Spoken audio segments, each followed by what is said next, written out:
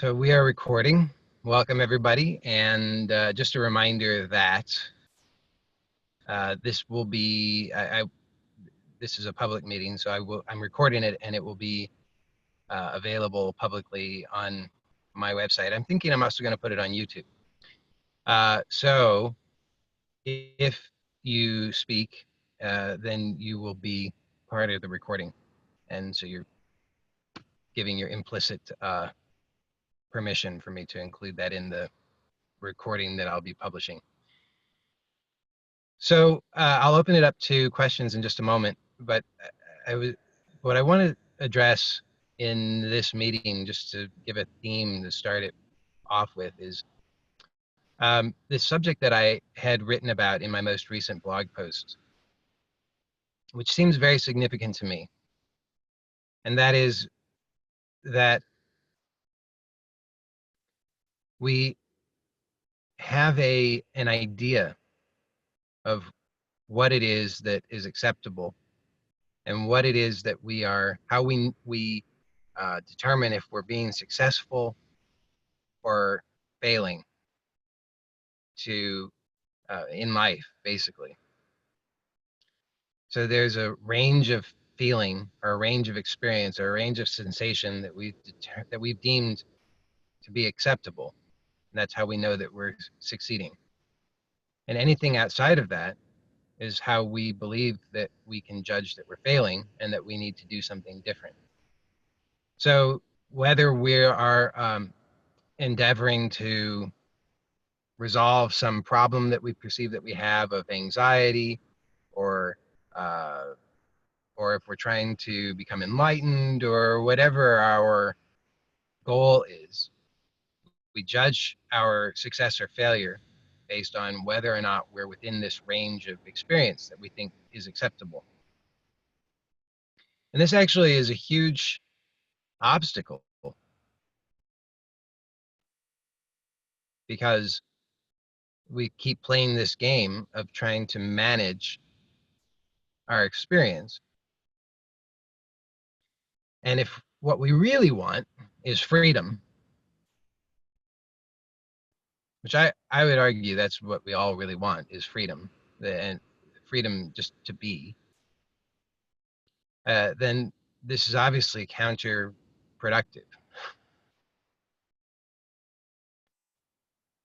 So my invitation to all of us during this meeting today, and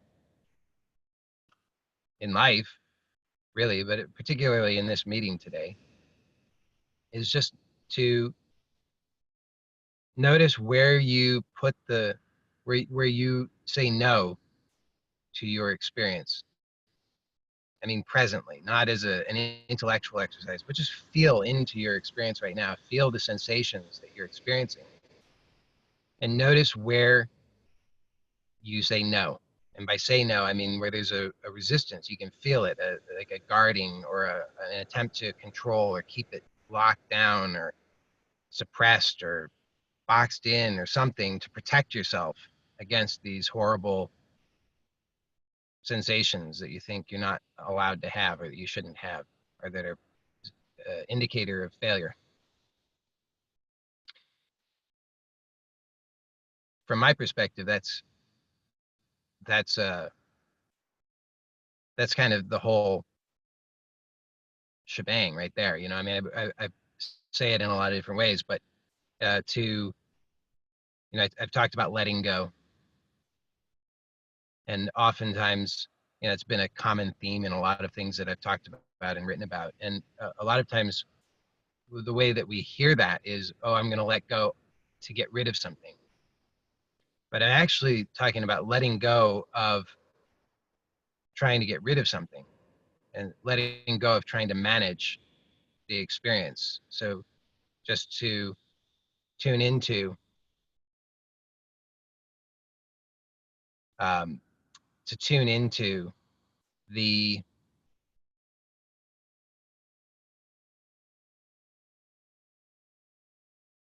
actual experience, and to kind of take your hands off of trying to manage it.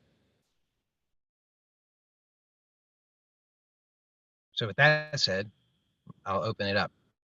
If anybody has anything they'd like to share or ask, feel free.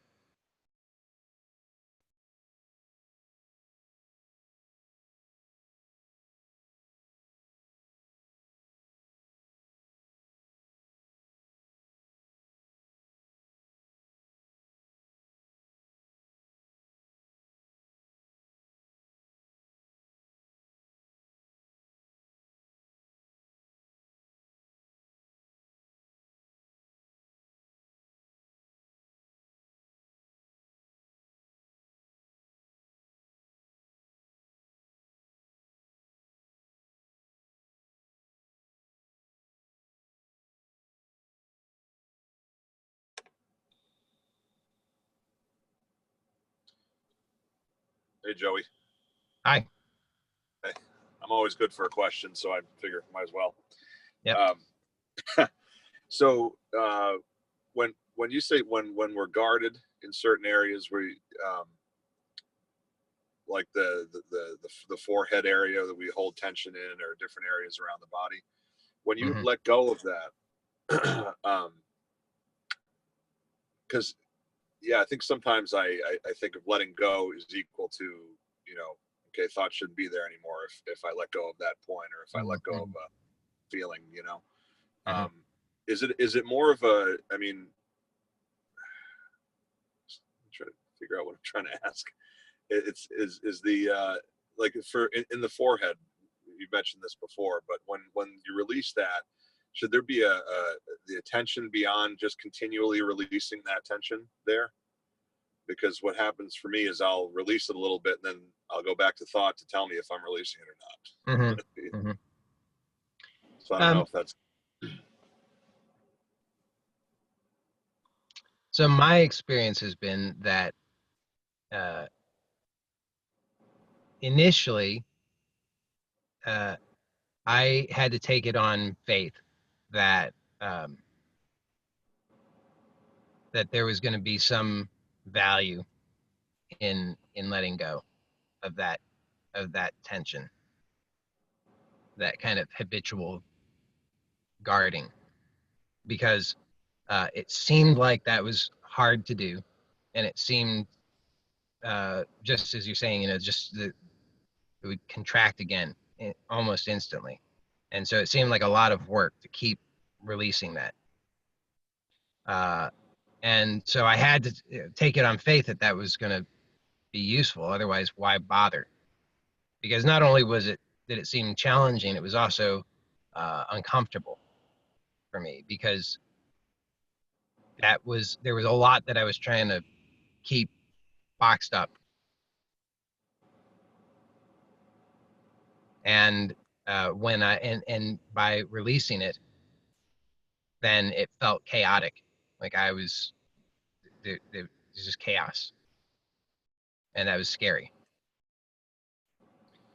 So initially, like I say, I just was taking it on faith, and I had to continue to come back to, okay, let go, let go, let go, let go. And uh, now that still happens sometimes, when particularly when something's very intense. But for the most part, I find that it's more like taking a nap. It's really nice. It's I'm like, just to lie down on the couch and just to be totally supported and to let go of everything. It's really nice. So that's more of my experience of it now.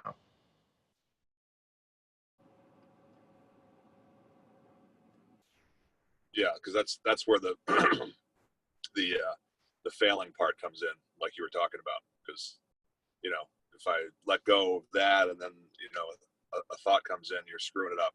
This isn't, you're not doing it right. And so much I look to thought to tell me, what's good and what's bad, but it always seems like the answer is you're failing. So that's Mm-hmm. yeah. But Yeah, I think that's right. That's a really good point. And this is something that people consistently report to me in conversations is exactly that, that the tendency is to keep going back to thought, to report, to get an idea of how am I doing. And then the nature of thought is that it's always about a problem and a solution. So it's always going to identify a problem. Whatever's happening is going to say there's a problem because that's its nature. And then it's going to propose a solution. And the problem is, it's always got to be with, the problem has to do with me, right? I mean, the problem is never, you don't care. If it's not about you, you don't have a problem with it. It only is a problem if it has to do with you. Like, if somebody else is ugly, you don't care. If you're ugly, you care. If somebody else is feeling bad, let's be honest, it doesn't really bother you unless you think it's going to affect you, right? Like it always has to do with you. And so that's how you know that you're having a problem. And so thought is just constantly going to be telling you, you're failing. You're screwing this up. You're not doing it right. You know, that other thing that somebody else told you about, you should be doing that. You know what? You don't even know what the answer is. You got to work harder to find the solution. Maybe you should look something up on YouTube. Maybe you should look up something on Google. Maybe you need to go to this teacher. Maybe you need to go to India. Maybe you need to do this other thing. It's constantly going to be proposing to you that you're failing and you need to try harder and do something else.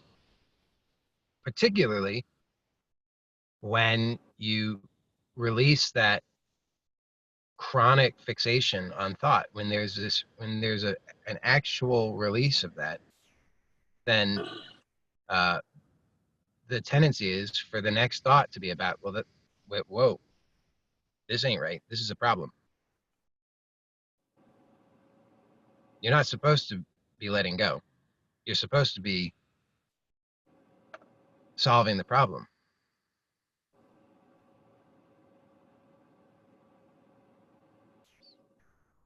Right.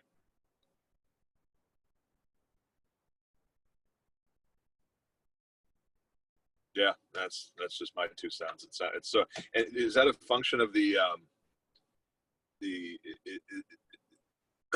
the identity? I mean, there's always that running, that's kind of a protection mechanism for the identity. Would you say, or? Probably, but it kind of doesn't matter either. Right. I mean, you can see that it certainly functions in that way. It is like I said, thought. The nature of thought is it's always about a problem and a solution. You just take a look and you see that that's true. It's always about problem and solution. You don't need, if you don't consult thought if you don't have a problem. You only consult thought when there's a problem. And so thought, that's all that thought does. It's just, there's a problem, there's a solution. I don't feel good enough. Here's what I've got to do. I've got to get smarter. I've got to get more muscular. I've got to move to this place. I don't feel happy enough. I've got to go do this other thing. It's always the problem and the solution. But if you take a look, I mean, my experience is if I release that effort necessary in order to focus on thought, then what I'm left with is sensation.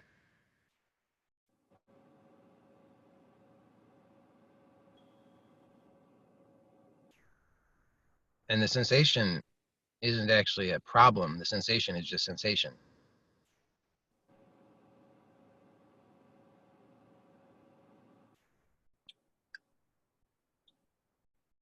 Do you find that you see that from a different point of view at some point? Do you find that you see that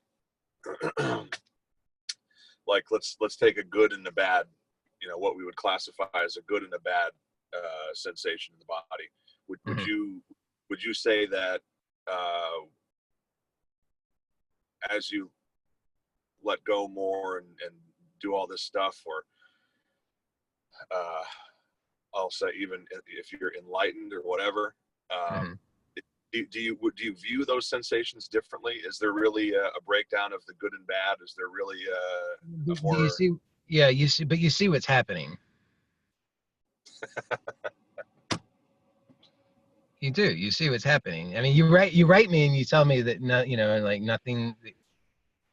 nothing's better. But actually, you see it. The second I even say you see what's happening, you see it. You see that you turn to thought to, and thought says there's a problem, and so now I have to find a solution. The problem is I don't like something about what's happening, and so the solution is, well, maybe when I'm enlightened like Joey in the future, then it's going to be better. But actually, it's always leaping over. It's just trying to get rid of or escape from the present sensation.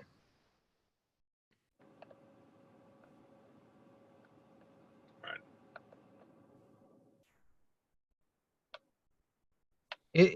From my perspective, there's only one choice, and um, that one choice is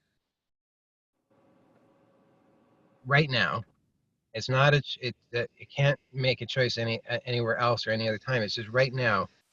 What am I choosing to do? Am I choosing to contract and look at thought as if it's the totality, or am I choosing to let go and just to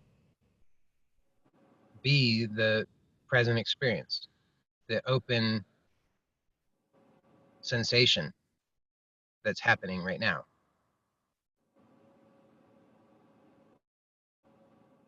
That's it. That's the only choice, and it's always now. I mean, it's not like I'm going to make this choice and then I'm going to get to somewhere else. It's right now.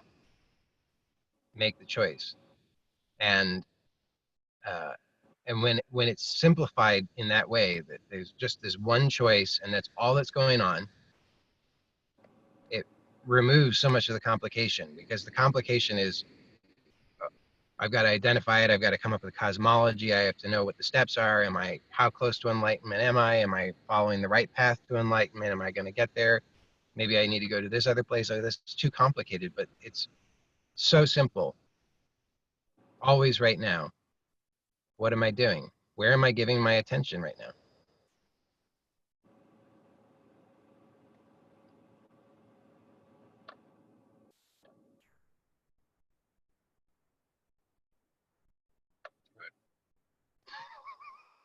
Yeah, I get it. Thank you. Yeah.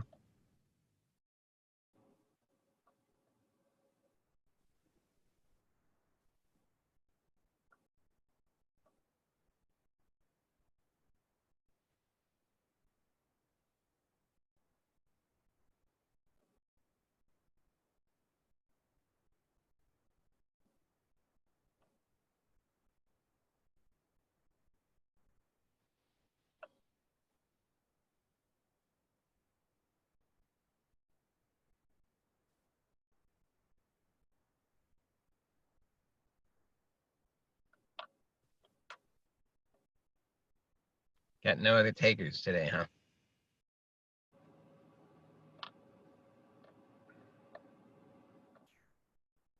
People are Hey, shy. Joey, this is Oh,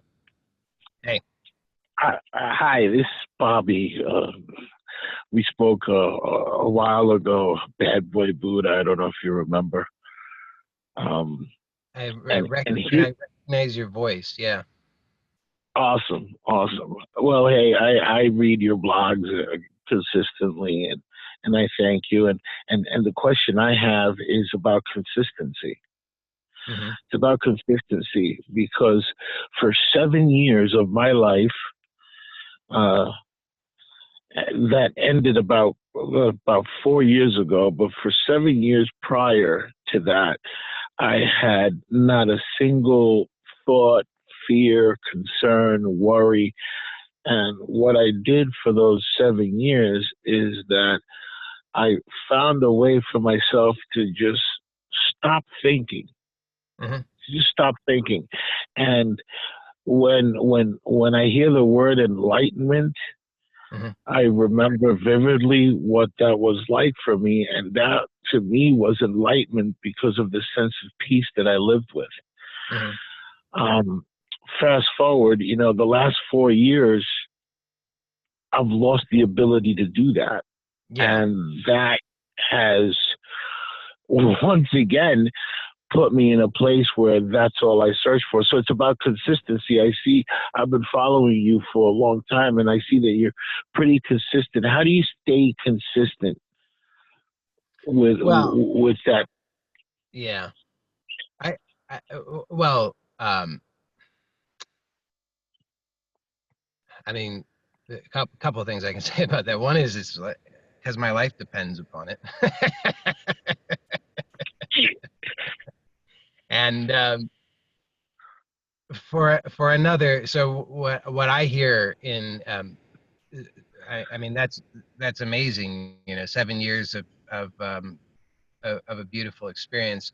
I I can relate to that. I didn't have 7 years. I had, I don't know, a couple months of bliss um, years back, and that was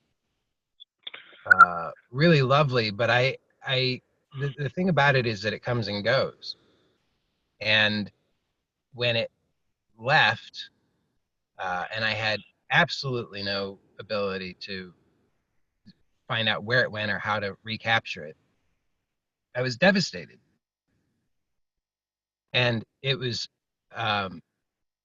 I mean, really, really devastating. I contemplated at that moment. I mean, the first thought that came to me when that happened was, I can't go on. I can't do this. This is worse than ever. Uh, I Yeah. won't. I won't do it. I won't. I'm just going to off myself. I can't. I can't contemplate living like this.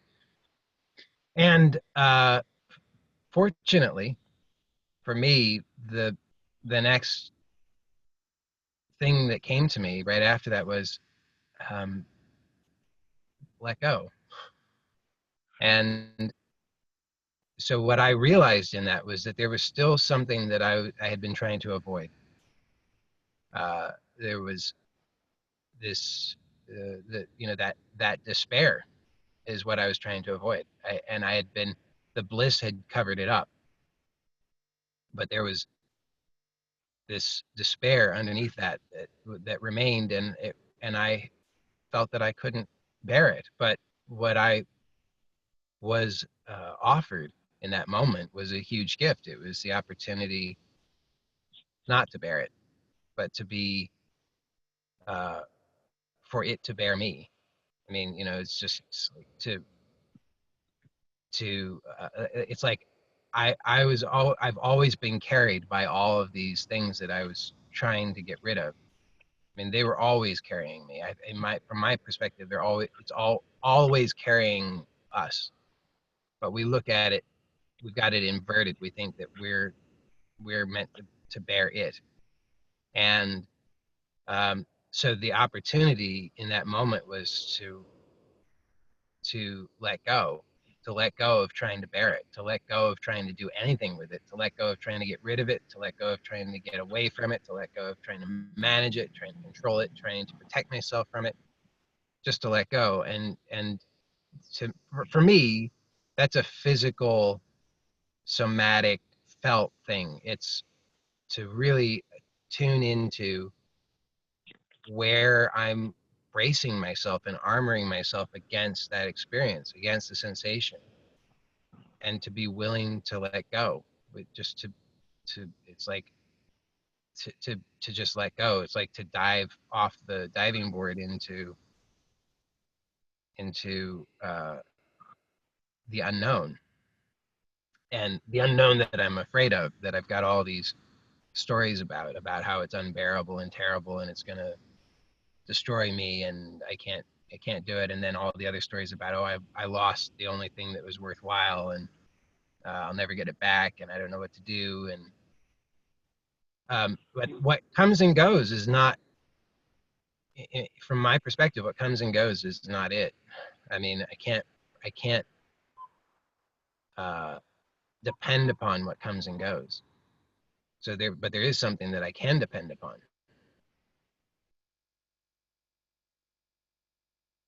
and that's what's Which always. is, Mm, go ahead. what is that thing that you can depend upon? That it'll Well, come and go? yeah, you can depend. That's one way of putting it. You can depend upon everything coming and going. You can depend, but it's the you can depend upon the failure, the failure to achieve what you think you need to achieve. You can depend upon the it I use words like unbounded. There's an unbounded quality to what's always here. It can't be grasped or contained. It can't be managed or controlled. It's totally out of control, and that's dependable. Yeah. And that's what's supporting all of us from my perspective. That's always here. It's always supporting us. We overlook it because it's it's we overlook it because we are terrified of recognizing the truth of that. Because as soon as we recognize the truth of that, I mean, it just uh, everything else crumbles. Everything else pales. We think all of how great I am and how powerful I am, or how terrible and worthless I am. I mean, all of that just dissolves. It's seemed to be insignificant. What is it even? All of the attention that we give to how wonderful or terrible we are, how special or not special we are, how lovable or unlovable we are, how worthy or unworthy. I mean, it's all just seemed to be uh, irrelevant.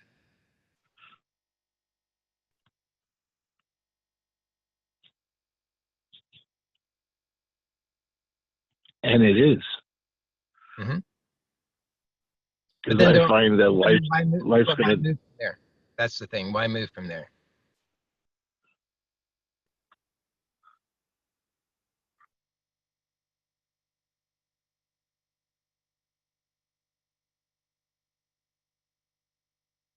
Accepting what is at every moment. I do that all day long. I accept what is, Mm-hmm. and then I have moving back to sensation. When I stop thinking, I don't know if it's an underlying thought that I have, a compulsive, repetitive underlying thought that I choose not to listen to, but the sensation, that discomfort, Mm-hmm. that anxiety and worry deep down inside, it translates itself in the form of those sensations where they're not thoughts. Now it's like I can almost feel like the sensation is, the thought has become now the sensation that's in my body. Do you understand? Yeah, well, that's right. Mm-hmm. I mean, I The would. thought's not there. Mm-hmm. The thought's not there. The sensation has replaced it. That same sensation of worry, anxiety, and fear. Yeah, right. Mm-hmm. Yeah, and so if you observe that, I mean, the um, if you observe that, you see there's well, I don't know that you'll see, but I suspect you'll see that there's a compulsion to do something about that. Right. Yeah, but what if you don't?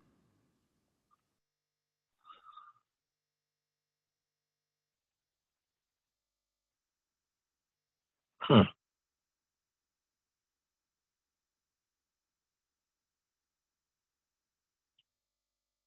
Then there's acceptance of what is.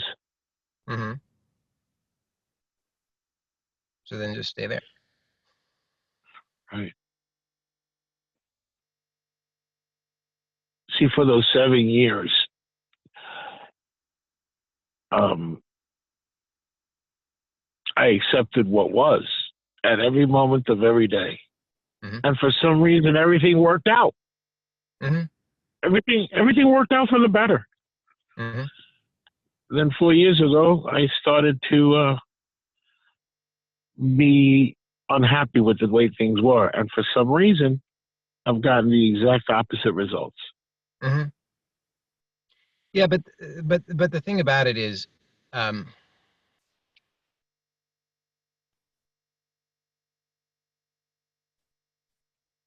there's it's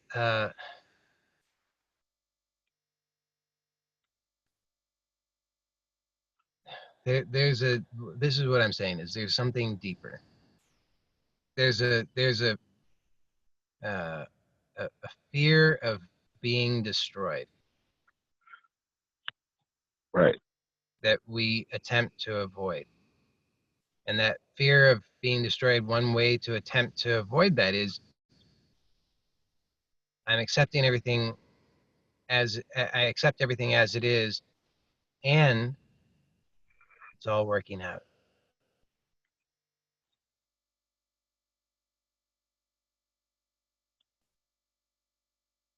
But you see, as soon as something that comes and goes, as soon as that goes, then it seems like there's a problem again. Because that's why for me it's so important from my perspective that what I'm that I'm it's not about a state, it's not about a result, it's not about an outcome. I mean it does have to be practical, but it is not about the outcome because the outcome comes and goes. The outcome is variable.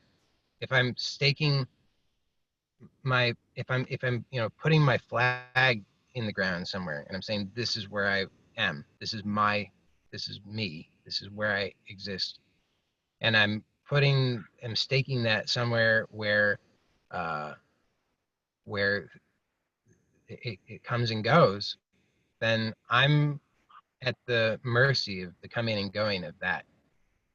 But there's a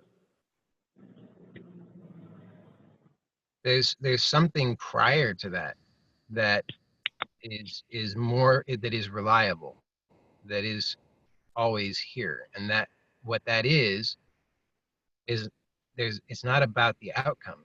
It's not about doesn't depend upon the outcome. It's the actual um, it's found for me. It's actually in the letting go. It's the so here's a metaphor. I'm in a house. The house is on fire. I run from one room to the next. All the rooms are on fire. The house is infinite. There's no end to the house. The whole house is on fire.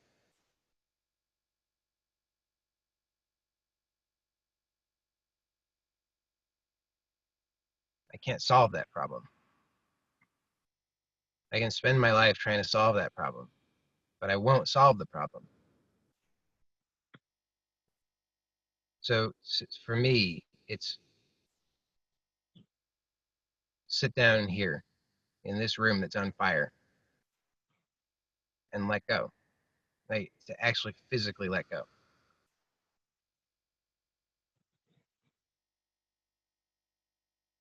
So so you had 7 years where there was no thought, and that's great, I guess. I mean, it sounds like it was nice for you, but the problem is that's like 7 years that I find a room and the room's not on fire, and I think, Right. oh, yeah, I'm saved. Then after 7 years, the room's on fire, and I'm back to trying to find a room that's not on fire. But there's something before that. There's something more essential, which is that there's no escape. The house is on fire. It's an infinite house of infinite fire.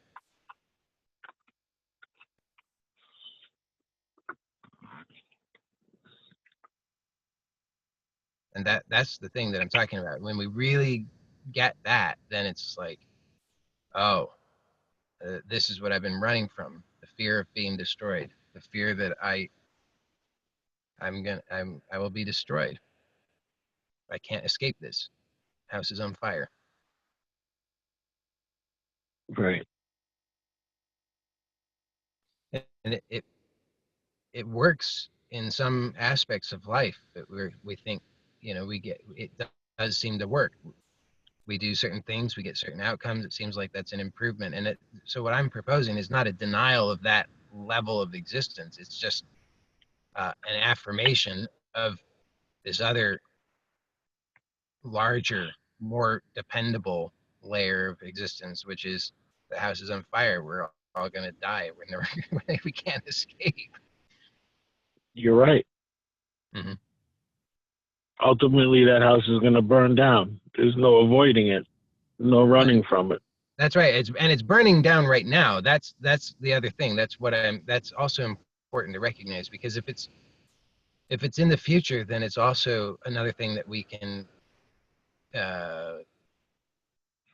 create anxiety about, and put off the meeting of that. But if we start to recognize that it's actually happening right now, presently, this house is burning right now, just tune into that, the recognition that it's burning right now. I mean, you never get what you think you need. You can never gain the security that you think you need. You even when you have 7 years of no thought, or 7 years of bliss, or 7 years, whatever, there's still this subtle Right. anxiety could be taken Deep away. down inside. Yeah. Right. I get it. I understand. Mm-hmm. Clock is ticking. Can't stop the clock. Same thing as you were saying about the house burning down. That's life. Life is. Seneca said that people are worried about death because, just like you said, they think that it's something in the future, but death follows us every second of every day. Mm-hmm. We're living with it. Mm-hmm. So I understand. Thank you, because that helps a lot. Good. Good. It's good to hear your voice again too. Yeah.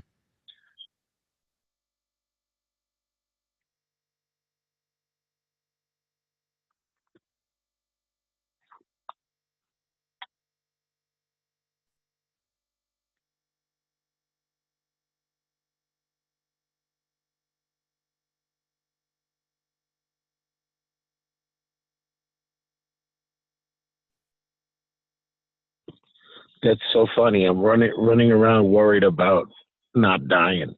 It's almost comical. Mm-hmm.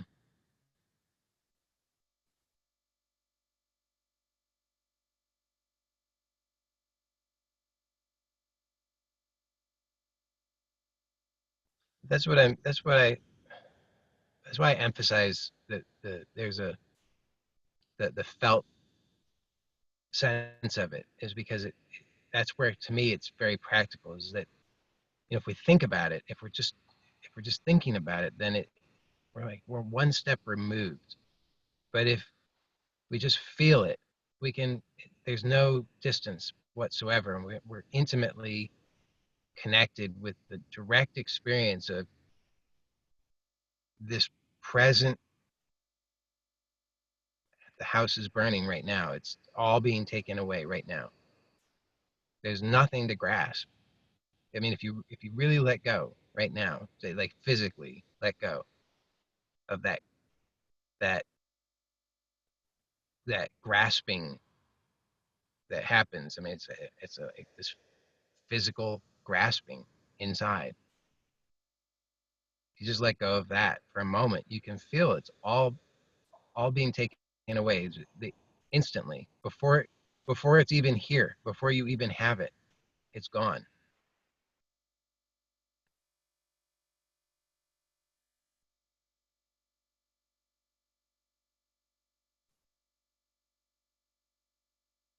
Yeah. So just stay with that.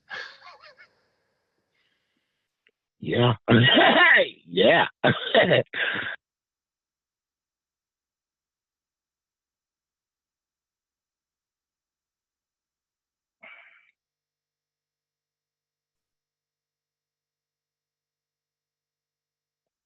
The words "it's okay." The words "it's okay." Mm-hmm. They make sense. They make sense. Mm-hmm. It's okay.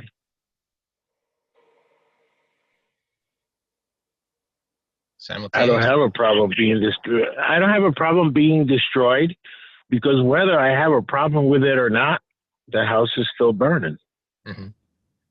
But there's also for me at least, it's there's also, I mean, there is this discomfort. There's a fear, and again, to me, this is important, is because the fear or the awareness of the fear may come and go.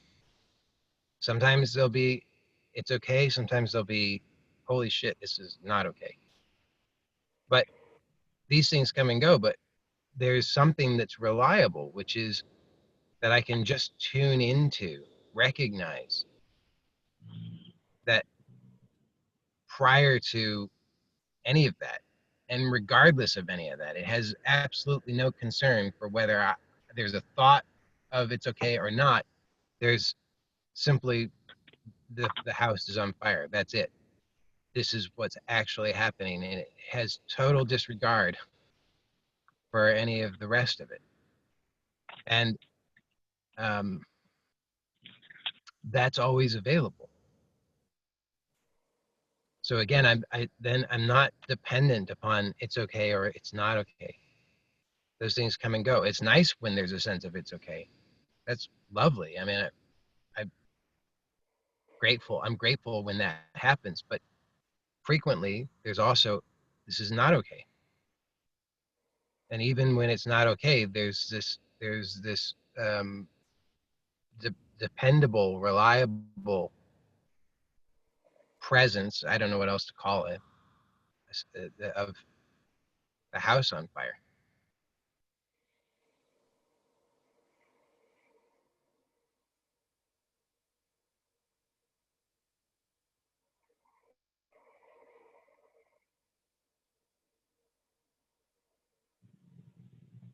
The house is always on fire. Mm-hmm. That's what I'm saying. That's why it's dependable. True.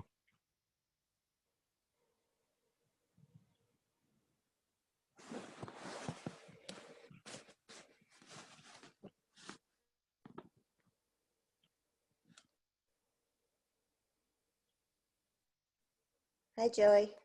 Hi. I missed the little talk right at the beginning, but I heard the very last line, and it was something like letting go of managing the experience. Mm-hmm. And I just wanted to say that that was really helpful, because sometimes the just the letting go, like I let go of the physical tension and stuff, but sometimes it still seems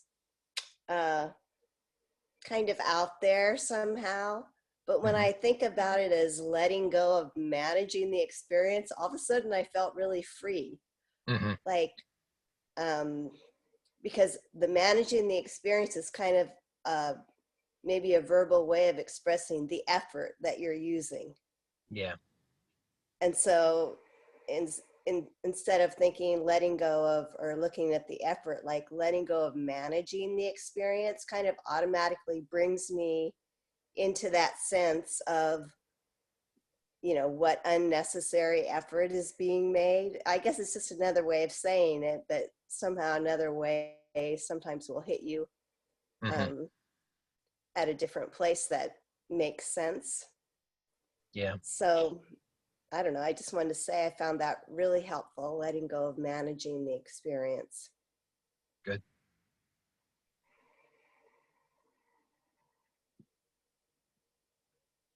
Yeah, that's good. Sometimes people get upset with me. They say, you're not saying it the right way. And I say, oh, really? And they say, well, yeah, there's only one way to say it. It's the way you said it last year. Yeah, well, okay, then just listen to that one recording if that's what works for you. But sometimes we need to hear it another way. That's important. I totally think so. I mean, because everybody responds differently to words, and words mean different things Hmm. to different people. So when you get one that really works for how you can understand it, it's helpful. Hmm. Yeah. And it's interesting because all along the way, it seems like I'm getting more and more of it is getting incorporated into my life, Hmm. as a natural way of being, but it's a slow process, and it's kind of the thing where I feel like I'm kind of walking in it, and it's becoming part of who I am, and then I lose it. Like I totally Hmm. lose it, and I'll find myself in some kind of a swirl, and then how did I get so far off? But then I come back and I have more each time. Yeah. More of it is feeling incorporated into who I am and how I respond to things. I think that's important. I think that's a really, I think what you're describing there is a really useful pattern to recognize because it comes back to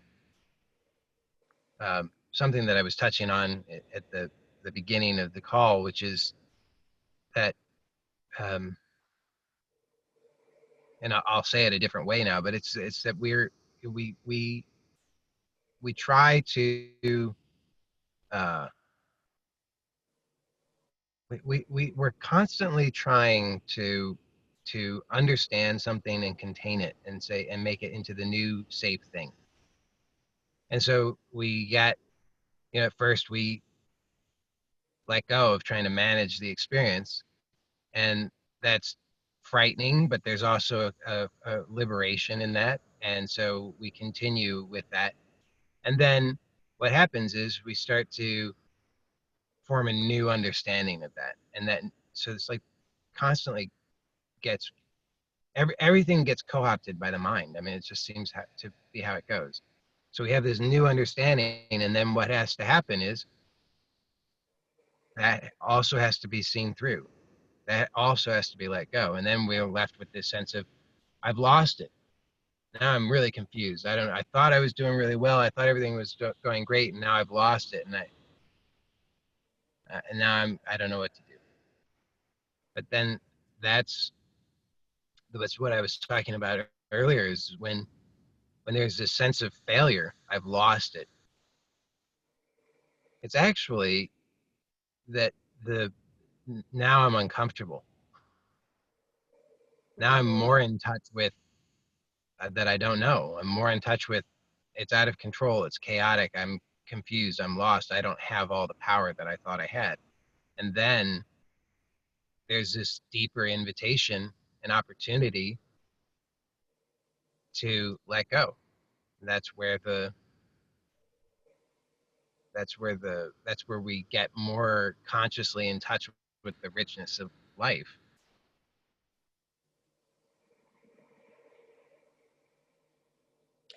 Yeah, I can see that. And it's almost like when you feel like you've gone backwards or you're failing at it or whatever, it's almost like the next invitation Hmm. to go more into it.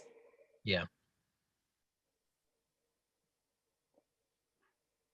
And so that really can be helpful too, because instead of like then getting caught up in the swirl of why is this happening and why aren't I able to let go in the same way that I used to, it's because there's even more, something more liberating that you can kind of enter into.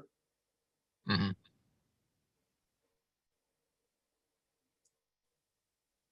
Does that make sense? Or Yeah.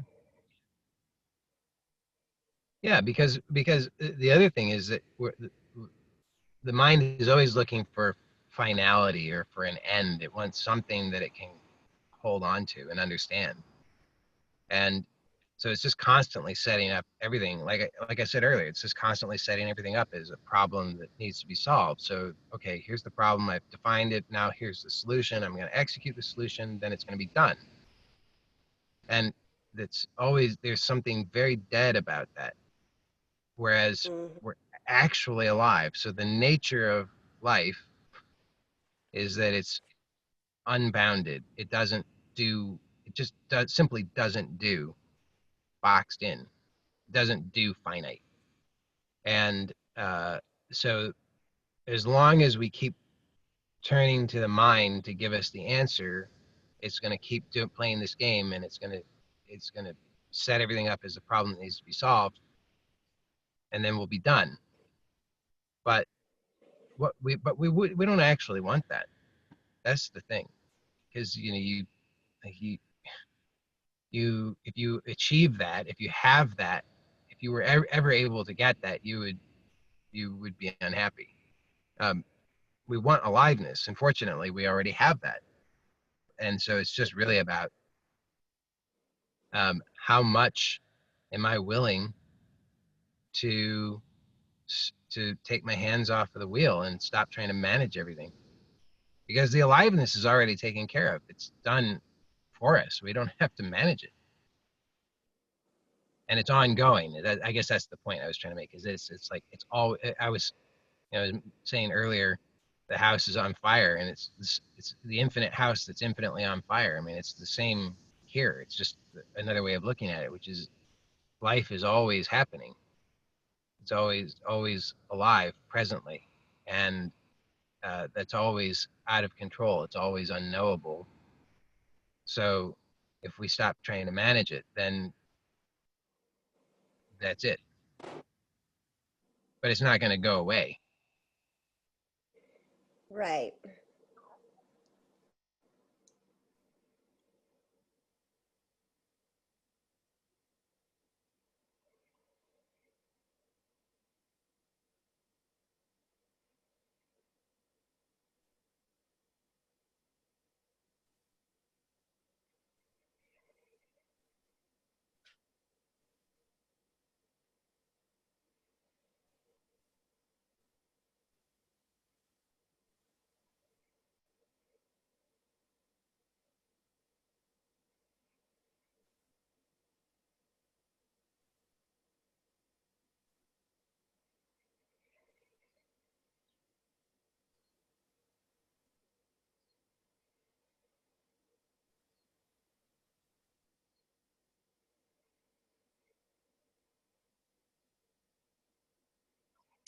And it makes me see how, like, um, and we talked about this somewhat in the calls in the RSA program, but um, for me, and I think there was another lady who was dealing with someone that had like a chronic illness, and that whole thing of trying to separate, um, what is a problem and what is not a problem. And so, like, doing research and stuff, and how that can get you like all kind of spinning around. Mm-hmm. But that how you could actually, I mean, it's not that it's not okay to do research, but you can do it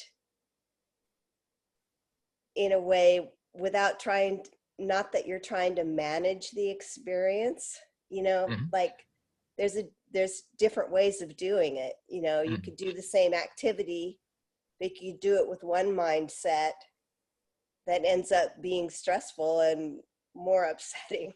Mm-hmm. Or you could do it just in a way of gathering information, but you're not trying to manage the experience. Mm-hmm. You're just finding out what there is to be found out, and then you just let go Mm-hmm. of what you can't do about it. Yeah, well, we're always, yeah, I think that's true. We're always doing something. That's the other way that that thought tries to diagnose a problem and come up with the solution, is it says, okay, well, what activities are allowed and what activities are not allowed? And it says, okay, yeah, I think research is no longer allowed. Research is bad. Research is the problem. Okay, no more research. That will be the solution. Um, but as you're saying, that's not actually true. Mhm. And a useful way, from my perspective, to look at it is we are always doing something, and it's silly and arbitrary to say some things are good things and some things are bad things, uh, or some things are problems and other things are not problems. So you could see that any activity can be, you can do any activity with this sense of, this activity is going to save me and I've got to do it because I have a big problem, my life is a problem, and this activity is going to be the solution. And then that just turns into the same uh, sort of thing that the research has been habitually, right? You could do that with eating.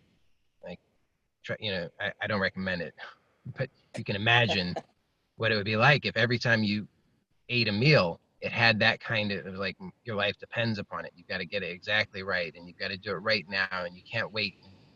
And you're just shoving the food in your mouth and just wolfing it down, and you feel terrible. Or you can sit down and have this sense of gratitude that you've got food and you have the ability to eat the food, and you've got this moment in which to eat the food, and you can chew it and enjoy the taste of it. It's like, it's a totally different experience. Mm-hmm. And it's really just about what do you, what hopes are you pinning on this thing, and what kind of urgency do you have, are you also projecting onto it? Like, is this going to save you? It's back to the house being on fire. If the house is on fire, true, but then do you have hopes that you're going to get out of this?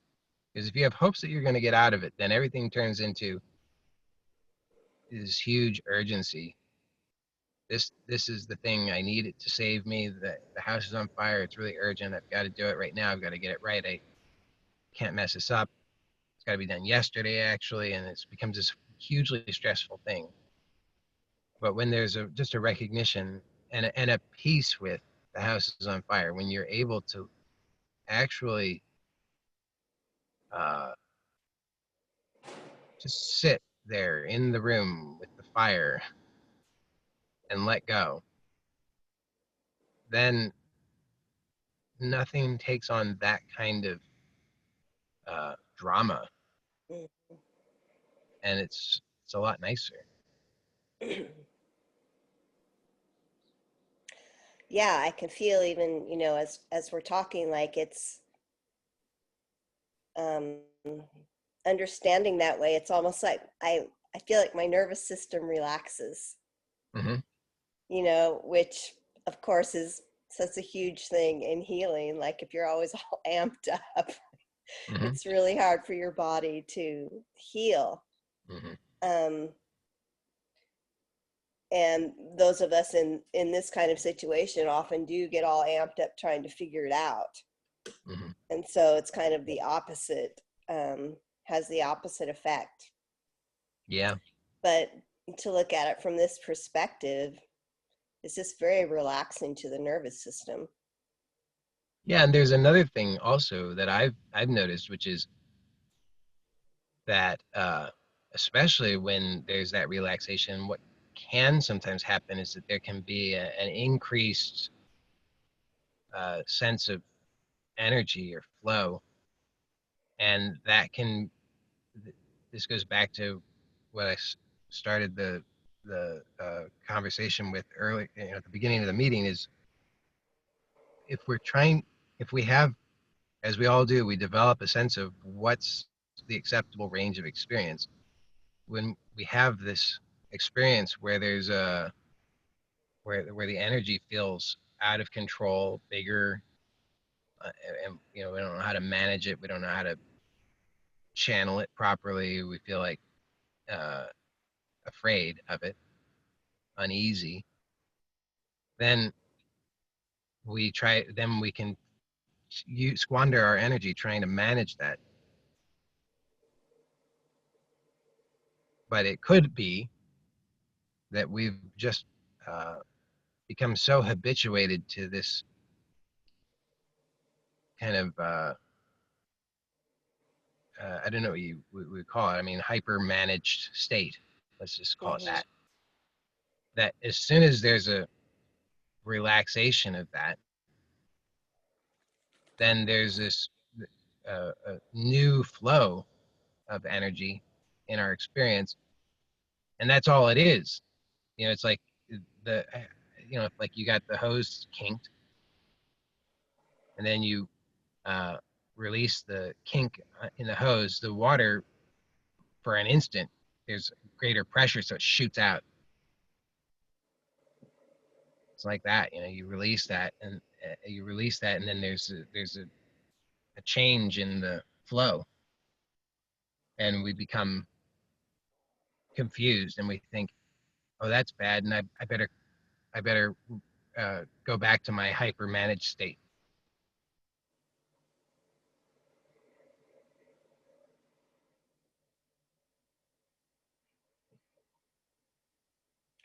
Yeah, I guess I don't think so much about going back to my hypermanaged state. I mean, I have experienced that. Like when I do let go, all of a sudden it feels like all the energy channels in my body that have been constricted, Mm-hmm.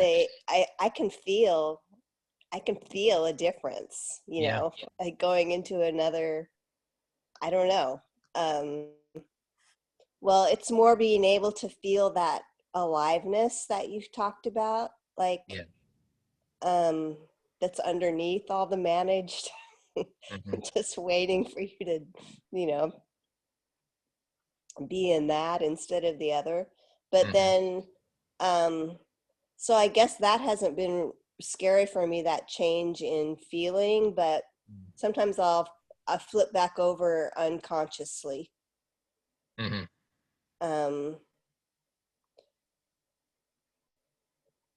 and then I kind of have to go through it again. But I, as I said before, I am encouraged that even though it seems like I might fall back, I feel like I'm actually falling forward in a way, Mm-hmm.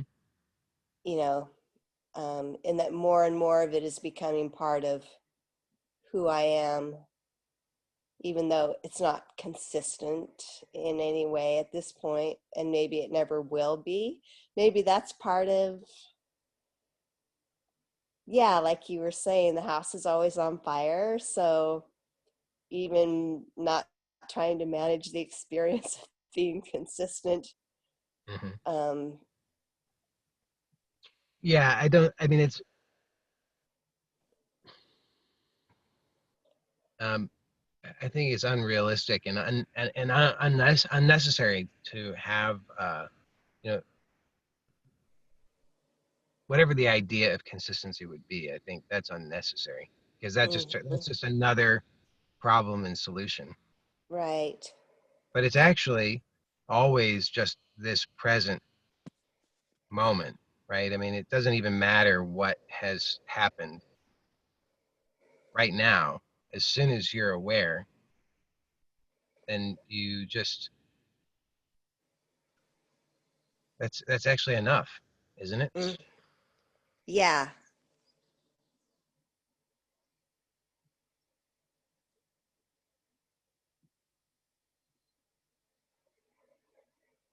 Yeah, the awareness is huge, and it's kind of seeming like the awareness is like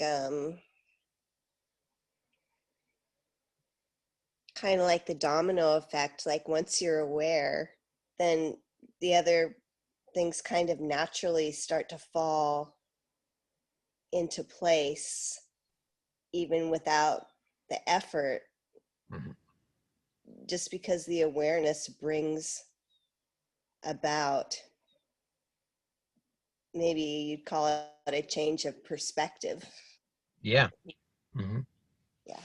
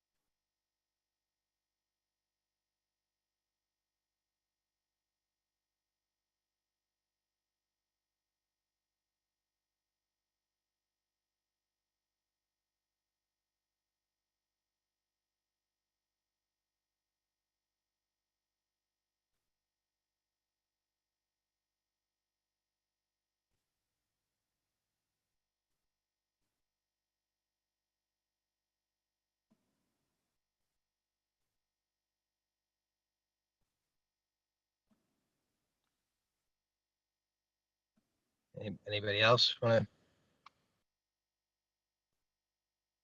Anybody else have anything to say?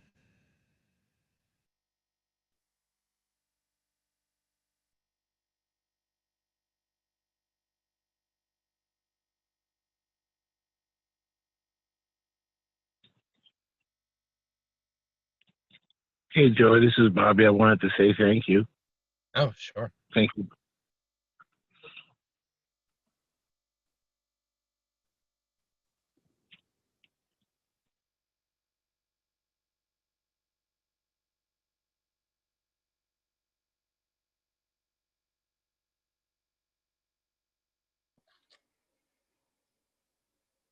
I guess I just had one more thought, and that was there's something about, like, it's not easy, but there's something very simple about it at its base. Like, I feel like you keep kind of bringing us back around to the simplicity of kind of being, or I don't know how to say it, Mm-hmm. but there is kind of a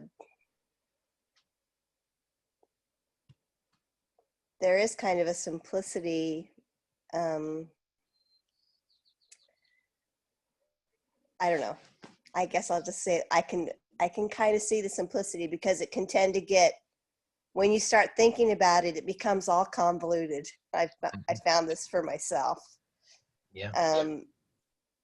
Even to try and, like, figure out how to let go or whatever. Yeah. But there's a simplicity underneath that starts to be more and more prevalent, instead of the figuring out. Yeah. Yeah. I agree. That's beautifully said. I completely agree. Yeah, all the complications are in all of the problems that we are so sure that we have to solve. Mm-hmm. Just keep coming up with new ones. Mm-hmm.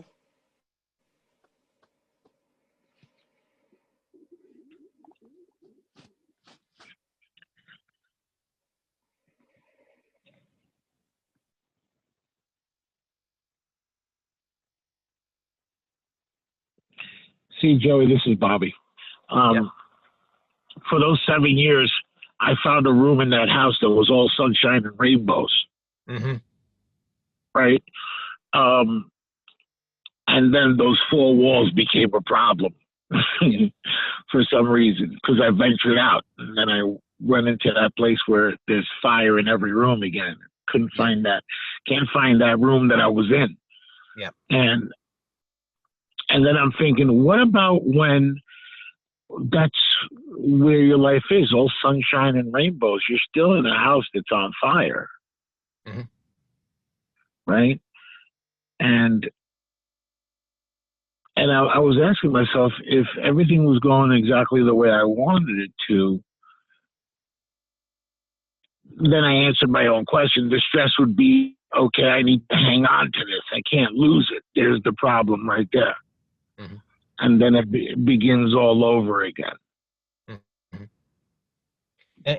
But I think more to the point is that it doesn't matter, because what you experience right now is all that it's really all that matters.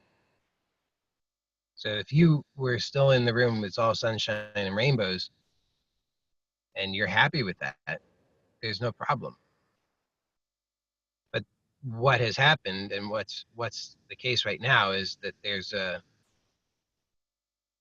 you're more aware of the anxiety now, whereas before, the sunshine and rainbows, you think, oh, this is great. I think I'm happy. So that's fine, no problem. But now what happens is you're more in touch with the anxiety, you're more in touch with the fear, and then you turn to thought to give you what the problem is and what the solution is.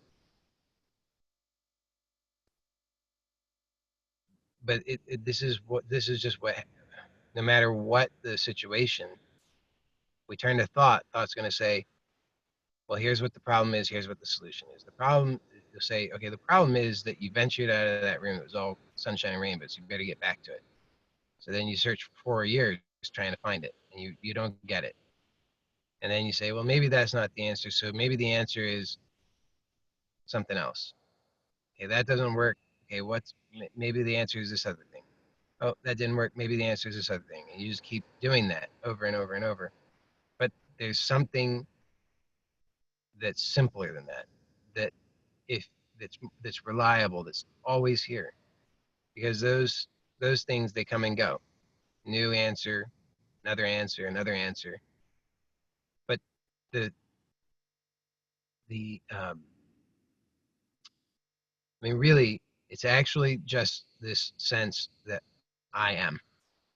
This is another way of looking at it, just to remain with the sense that I am.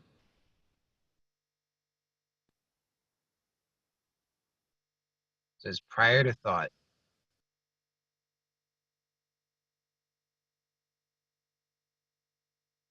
And if you just remain with this, just this sense that I am, then you start to see all of the impulses to move away from it, or to contain it, or to understand it, or to do something with it. But if you just remain very simple, then you see and feel all of those impulses, and just continue to remain simple. And then it's just the recognition of what's happening. uh, there's really no need to do anything about it anymore.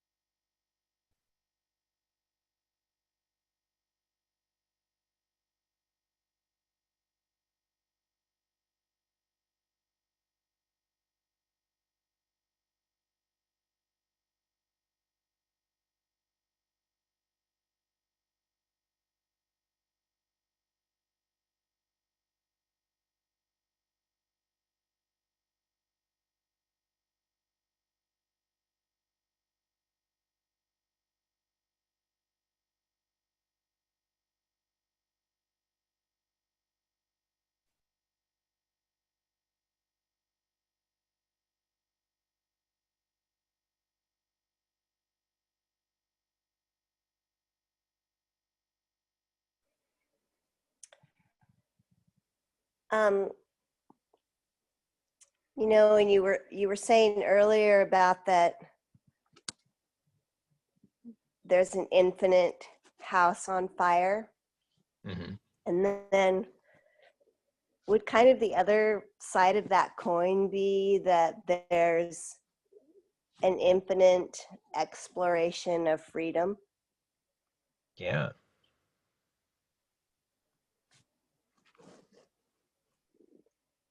So in a way, it kind of like takes the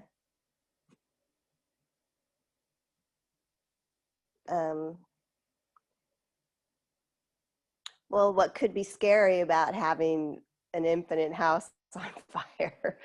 Well, yeah, but it sometimes it it feels that way. That's the point. Okay. But because we are always looking for, again, that we turn that into a problem. We turn fear into a problem, and then we think we need a solution to that.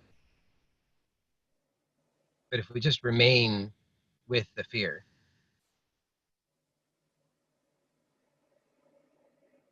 and we don't consult thought to give us the solution,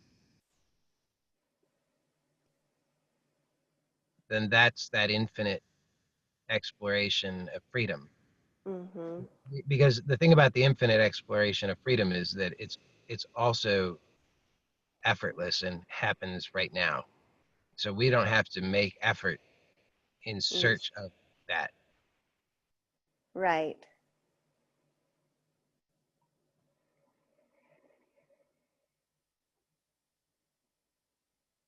I mean, that's our, like you said, it's simple. It's it's always extremely simple. It's this right now. This right now is the, and you said simply being. That's true. So this right now is simply being. This right now, this simply being is the infinite exploration of freedom, and it's effortless, and that's it. So these are all just different ways of describing the same thing: the infinite house on fire, the infinite exploration of freedom, simply being, letting go, not managing. I mean, it's all just different ways of saying the same thing, which is it's very simple.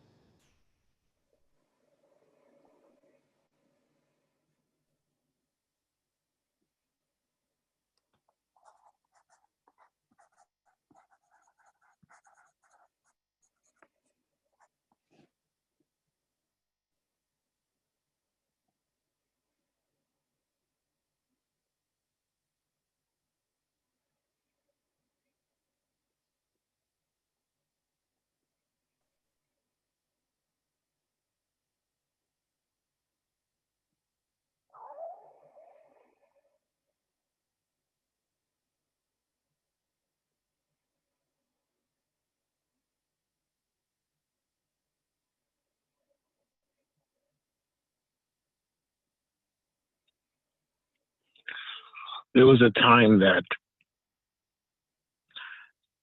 I was close to overdosing on some type of synthetic drug. And at the moment that I realized that I had gone too far, I had an epiphany of what I've heard in the past, that when someone is at death's door, that they let go. I found myself in a situation that I had absolutely no control over. And at that moment in time is where I found an incredible peace with everything that was, including my entire life that got me to that point. Mhm. And from that moment on, I realized that it wasn't up to me. Mhm. And I let go. Mhm. And everything all of a sudden became really, really simple. Mhm. And that's what I'm thinking about now,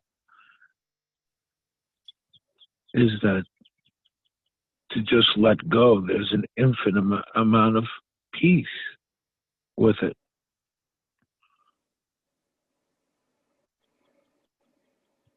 Yeah, but peace doesn't always feel like what what you think peace feels like.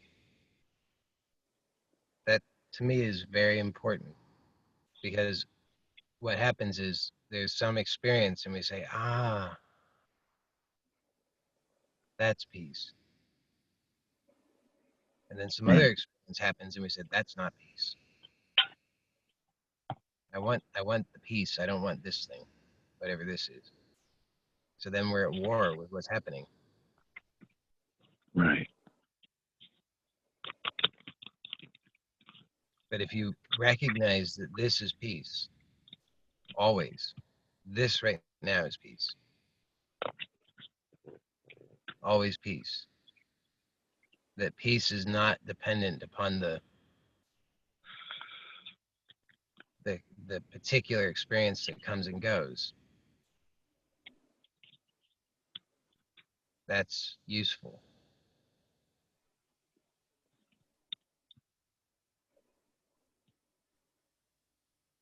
Right.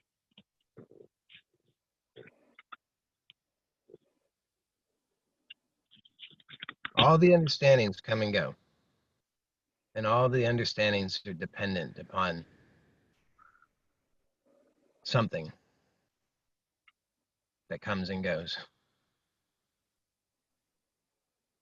But there's I see. what doesn't come and go. That's it. Just what doesn't come and go. Just remain with what doesn't come and go. And it's not rigid. It's not like you have to make effort to remain with what doesn't come and go. It's just a recognition. And it's this present recognition. So it's not something you have to sustain either. It's just presently. It's like whenever the alarm goes off, there's just this little alarm that's like, wake up. Whenever that goes off, it's just a recognition. Oh yeah, simple. That's it. Right now, simple. Just remain with this. Just remain true to this right now. And don't give any concern about what has happened or what will happen.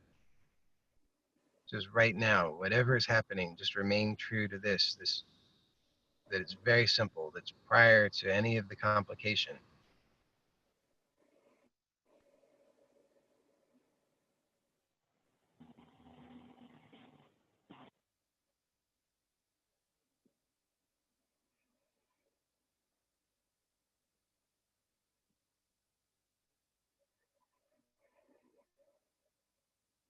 And you're not gonna, you can't have it. That's the other thing, it's like, again, we turn it into a problem and a solution. The problem is, aha, I need this simplicity. Okay, the solution is I'm gonna get it. But then we're complicating it because you can't do that. It's not. It's what supports you. It's what supports all of us. It's carrying all of us. So we're not going to be able to contain it or grasp it or manage it. It's already supporting us. And it's just this present recognition of that. It's just, that's it. It's just, oh yeah.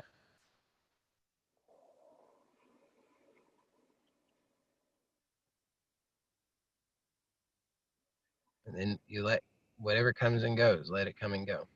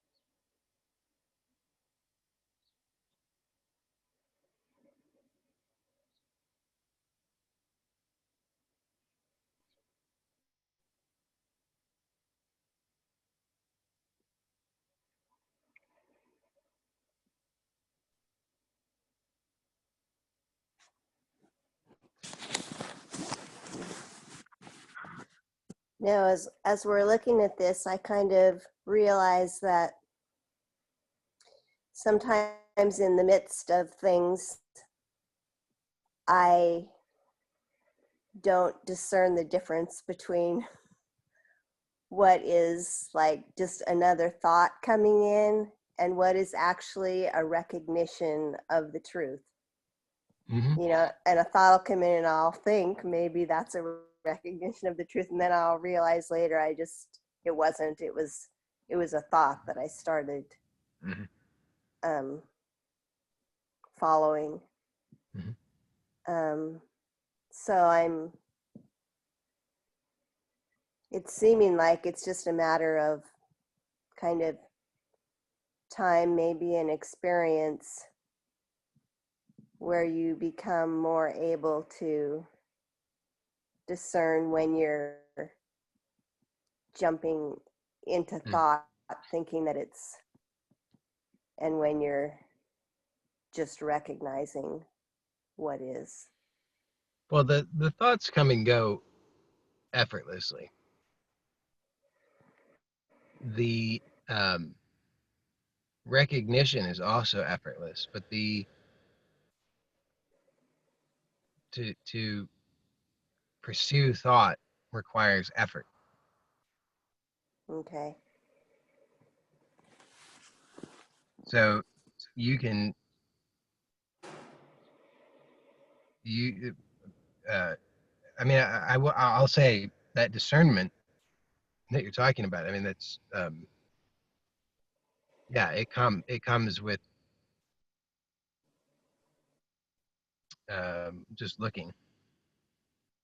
But I'd also add that if you just start to observe, are you making effort?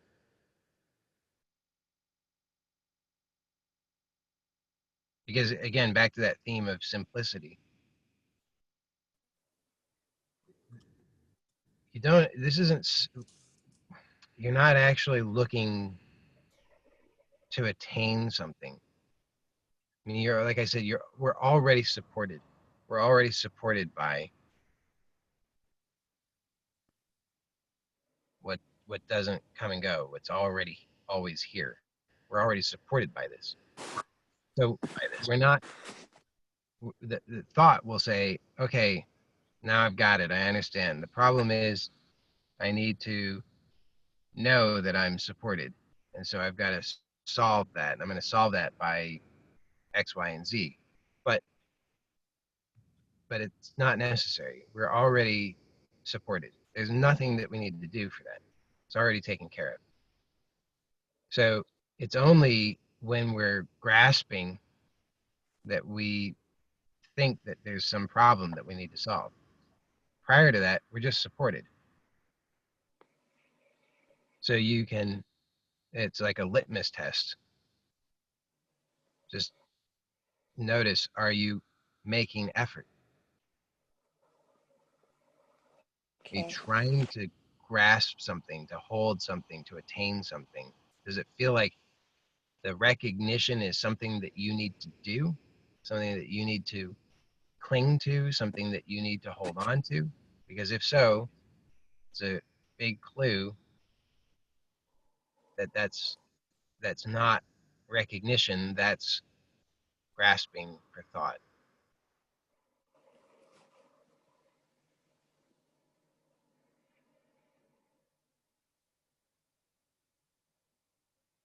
The recognition is just it just is it's like an aspect or a function of being, really. Mm-hmm. So you don't need to do anything for it.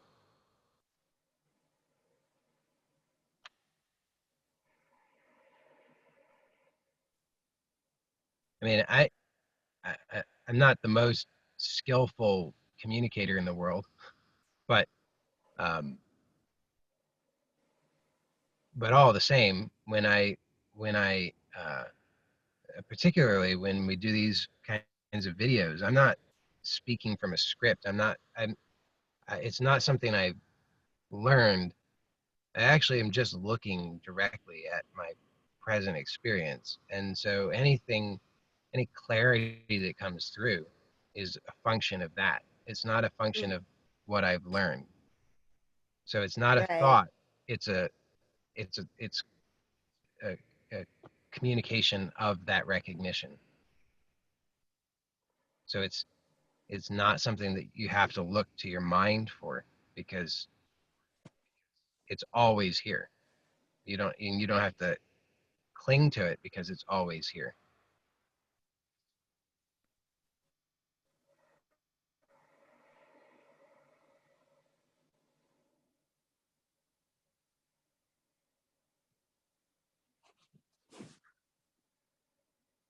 Yeah, that makes sense. Um, and when you were talking earlier about I can't remember the word that you used, but something like we're always supported, or we're always, Mm-hmm. does that ring a bell, like what I'm talking Yeah, about? yeah. I Is was that using. okay? Is that just something that we're taking we're taking by faith, as Um, like, I mean, no, I think it's something. It's more useful just to look for yourself and see the truth of it for yourself. Just look right now. Just see, not as an idea, but just notice that that that there's a simple fact that you are, and that you don't have to do anything to conjure that. You don't have to do anything to earn that. You don't have to do anything to be worthy of that. You can't screw it up. It's just simple fact that you are.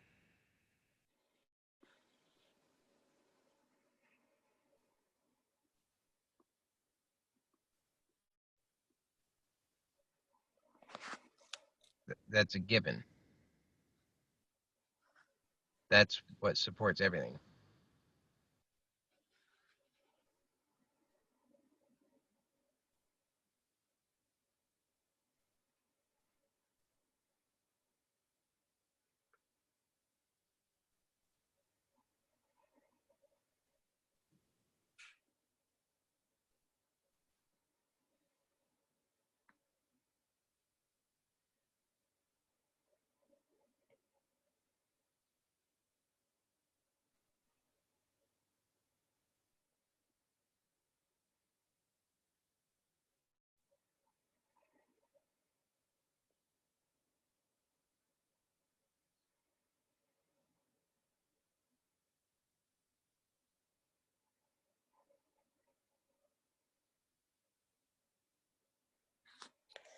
yeah, that's really helpful. Because for me anyway, I guess maybe because of experiences or conditioning, how I've responded to experiences, I don't know, but I I haven't had that sense that I am supported, Mhm. that if I just be that I am supported, like I've Mhm. always had this thing that somehow I need to protect myself, or I need to hold myself, because Mhm. there's really nothing under me, Mhm. Mhm. and so that's been like a misinterpretation of life in a Mhm. way. Yeah. And the whole sensing that I am just that, you know I'm aware, I'm here, is the support itself, like. Mhm. Yeah, and and also you can look directly right now and see if it has any beginning or end.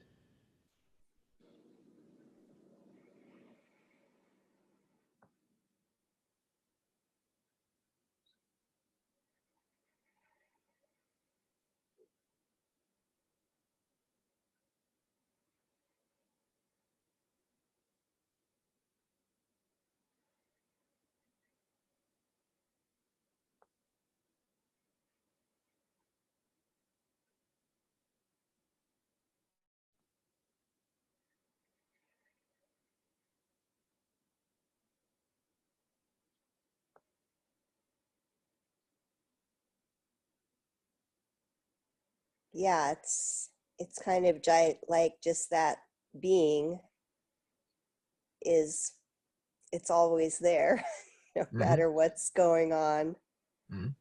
in life, that is always there. Yeah. Um,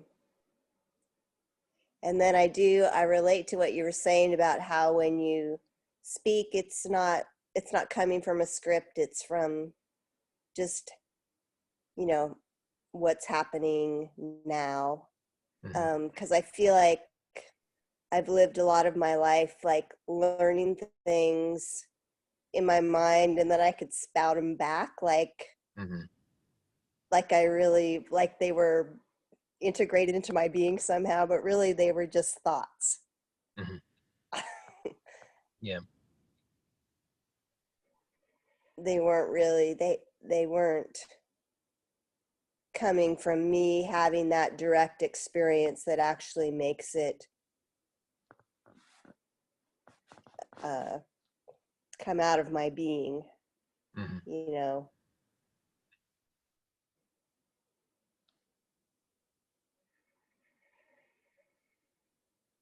It's kind of a performance thing too.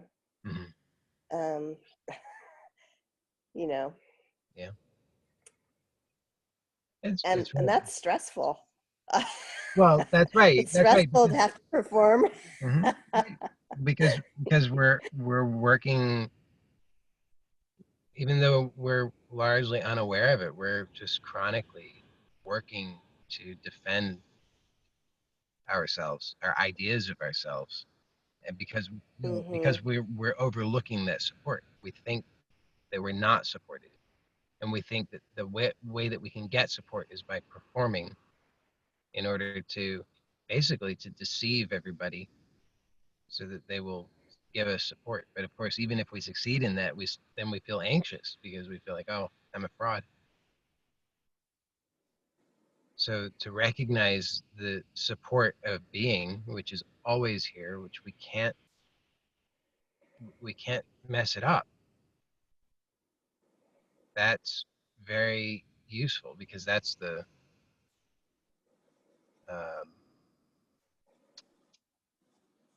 that's dependable. Gives us that foundation that helps to alleviate that anxiety.